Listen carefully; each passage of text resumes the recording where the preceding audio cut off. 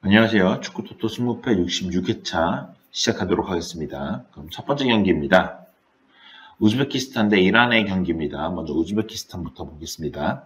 아시아 최종 예선 A조에서 2승으로 순항 중인 우즈벡인데요. 다만 두 경기 모두 어려운 경기를 했습니다. 로마의 후보 공격수 쇼무르도프 그리고 랑스의 주전 수비수 후사노프가 중심을 잡고 있습니다. 다음은 이란입니다. 아시아 최종 예선 A조에서 역시 2승을 기록 중인 이란입니다. 두 경기 무실점으로 강력한 수비를 뽐내고 있습니다. 인테르로 이적한 타레미가 최근 챔피언스리그 경기에서 공격 포인트를 3개를 기록하면서 폼을 끌어올렸습니다. 두 팀 정리해보겠습니다. 전력에서 우세한 것은 이란이지만 다만 원정이란 특성상 이란이 수비에 치중할 가능성도 있다 보입니다. 이번 경기 무패로 예상해보도록 하겠습니다. 두 번째 경기입니다. 요르단 대 한국과의 경기인데요. 먼저 요르단부터 살펴보겠습니다. 아시안컵 당시 감독이었던 아무타 감독이 팀을 떠나고 새 감독이 오면서 적응 기간을 가지고 있습니다. 최종 예선에서는 1승 1무를 기록하고 있었습니다. 에이스 알타마리가 부상 중이기 때문에 한국전에 출전은 어려울 것으로 예상이 됩니다. 다음은 한국입니다. 최종 예선 B조에서 1승 1무를 기록 중인 대한민국인데요. 감독이 청문회에 불려가는 등 내홍을 겪고 있습니다. 에이스이자 주장인 손흥민 선수가 부상으로 소집이 되지 않았습니다. 에이스가 해줘야 되는 현 상황에서 굉장히 치명적인 부분이 있을 것으로 보여집니다. 두 팀 정리해보겠습니다. 두 팀 모두 에이스가 없는 상황입니다. 그래도 한국에는 이강인이 있다는 점에서 좀 유리하지 않을까라는 생각을 하는데요. 감독 변수가 큰 만큼 무승부도 같이 예상해보도록 하겠습니다. 세 번째 경기입니다. 몰도바 대 안도라의 경기인데요. 먼저 몰도바부터 살펴보겠습니다. 지난 9월 A매치에서 연승을 기록하면서 분위기가 아주 좋은 몰도바인데요. 헤렌벤에서 뛰고 있는 니콜라이스쿠가 이제 부상으로 이번 경기엔 출전이 불투명해 보입니다.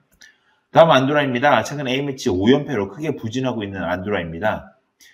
지블루터, 몰타와 같은 비슷한 전력대의 팀들에게도 패배를 하면서 현재 상황은 좀 심각한 상황인 것 같습니다. 두 팀 정리해보겠습니다. 최근 분위기가 좋은 몰도바가 승리를 가져갈 경기로 보여집니다. 이번 경기 몰도바의 승리로 예상해보도록 하겠습니다. 네 번째 경기입니다. 라트비아 대 북마케도니아의 경기인데요. 먼저 라트비아부터 살펴보겠습니다.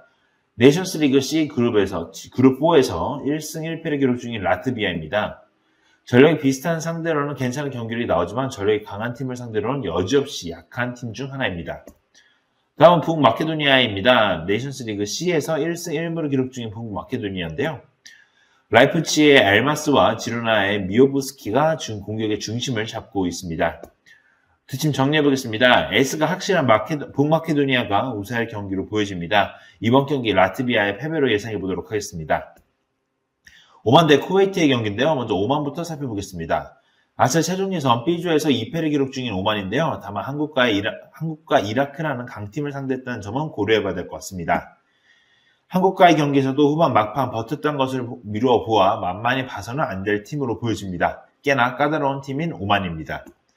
다음은 쿠웨이트입니다. 아시아 최종 예선에서 2무를 기록 중인 쿠웨이트인데요. 이라크와 요르단이 상대적 강팀을 상대로 승점을 챙겼다는 점은 긍정적인 부분입니다. 전력은 떨어지지만 조직적으로 굉장히 끈끈한 팀 중 하나인 쿠웨이트입니다.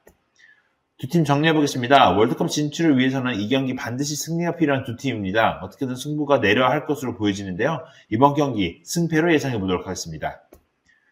여섯 번째 경기입니다. 바레인 대 인도네시아의 경기입니다. 먼저 바레인부터 살펴보겠습니다. 아시아 최종 예선 C조에서 1승 1패를 기록 중인 바레인인데요. 호주전 승리는 퇴장 변수가 있었습니다.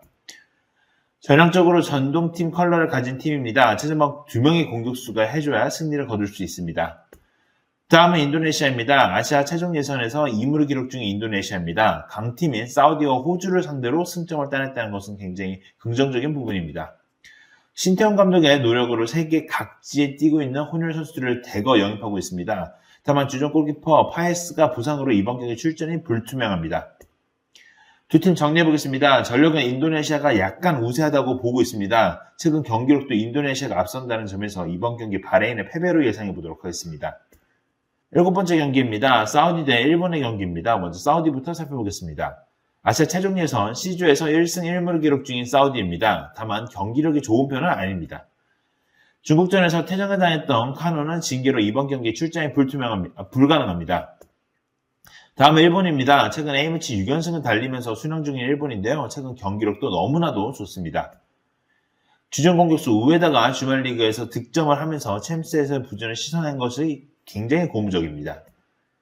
두 팀 정리해보겠습니다. 전력에서도 일본이 우세하다고 보여집니다. 경기력도 큰 차이가 있다는 점에서 이번 경기 사우디의 패배로 예상해보도록 하겠습니다.